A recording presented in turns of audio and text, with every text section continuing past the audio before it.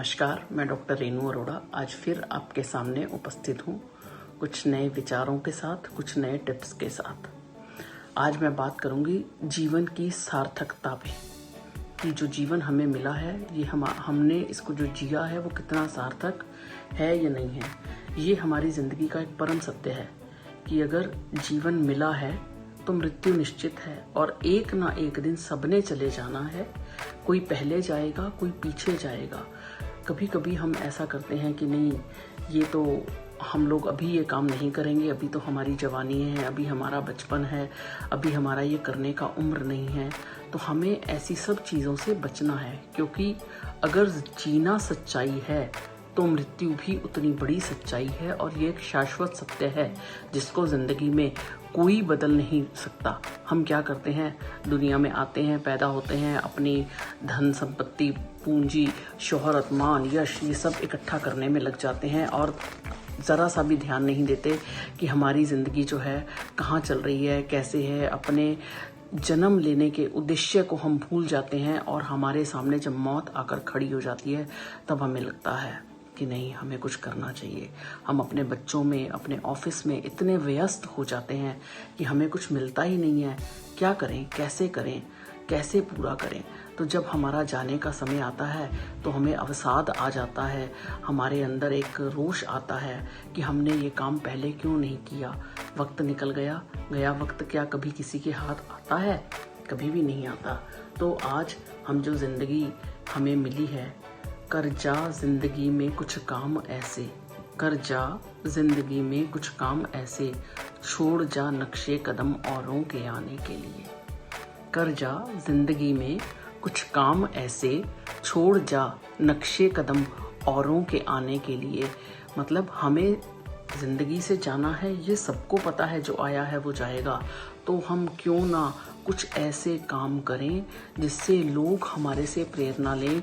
हमारे बाद हमारे लिए शमशान में जुड़ने वाली जो भीड़ है वो हमारी गवाही देगी कि हम अपनी ज़िंदगी में कितने सफल रहे, कितने परमात्मा के पास रहे, हमारी ज़िंदगी का क्या उद्देश्य था, क्या वाक्य ही हमने उसको पाया।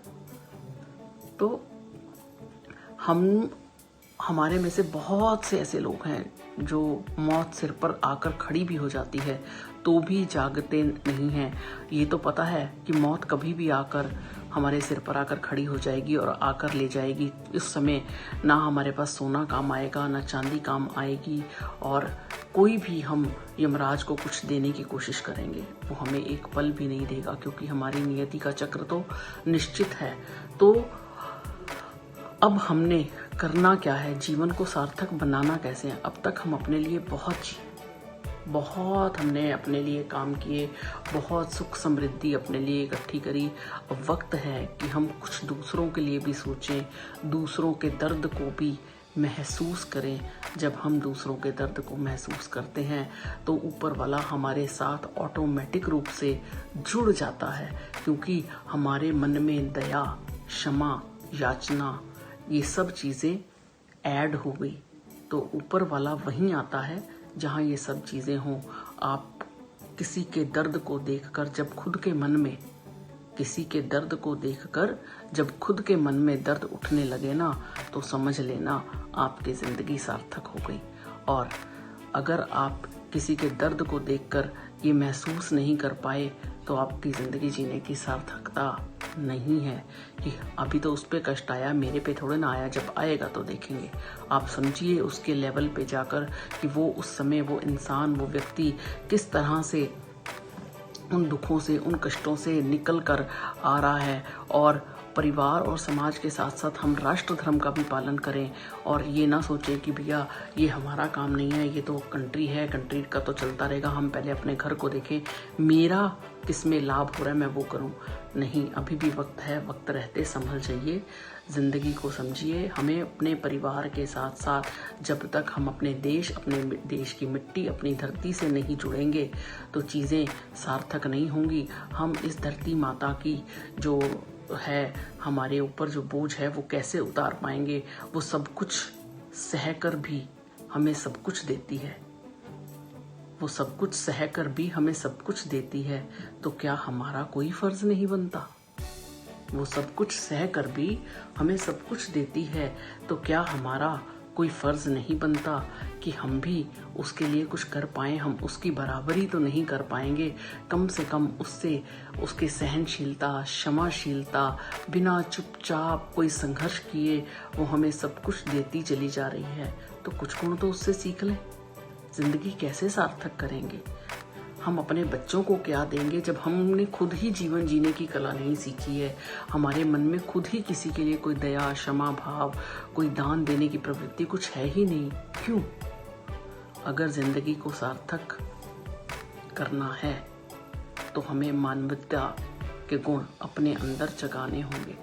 जिस दिन हमने मानवीय गुणों को अपने अंदर धारण कर लिया तो हमारी जीवन जीने की सार्थकता अपने आप आ जाएगी। आज क्यों यूनिवर्सिटीज में ह्यूमन वैल्यूज जैसे सब्जेक्ट्स को इंट्रोड्यूस किया जा रहा है? क्यों हमारे मानवीय मूल्यों में इतनी गिरावट आ गई? प्रकृति ने तो बहुत कुछ हमें दिया था, हम क्यों उसको खोते चले जा रहे हैं? हमें उसे खोना नहीं है, हमें उसे पाना है, हमें उसकी वैल्यू रियलाइज करनी है। और हमारी धरती पर कोई भी चीज़ ऐसी नहीं बनी जिससे हम उसके गुणों को ना सीख पाएं। हमें सीखना है, हमें उसके जैसा सहनशील बनना है, क्षमाशील बनना है, और सब कुछ सहते हुए भी हमें परिवार भी के लिए भी करना है, समाज के लिए भी करना है, और राष्ट्र निर्माण में भी योगदान देना है, आने वाले युवा पीढ़ी के लिए भी योगदान देना है। जीवन हमारा तब सार्थक होगा। अगर हम ये नहीं कर पाए तो हमारी ज़िंदगी जीने का कोई पर्पज़ ही नहीं है। मैं फिर बोलूँगी, अगर ज़िंदगी जीनी है तो ऐसे जिए, छोड़ जा नक्शे कदम औरों के आने के लिए। छोड़ जा नक्शे कदम औरों के आने के लिए, कि जब लोग आपके पीछे आना चाहें तो उन्हें कोई एम दिखे, कोई मार्ग दिखे कि हाँ, ये इंसान जिस मार्ग पे चला हमें भी उस मार्ग को फॉलो करना है, तो हमारी ज़िंदगी जीने की सार्थकता है। तो इन्हीं शब्दों के साथ मैं अपनी वाणी को विराम दूंगी। और अगर आपको मेरी वीडियो पसंद आई है तो इसे लाइक, शेयर और सब्सक्राइब ज़रूर करिएगा। रिटन फॉर्मेट में मेरे जो ब्लॉग है drrenuarora.in पर जाकर आप अच्छे टिप्स जो हैं वो पढ़ सकते हैं। धन्यवाद।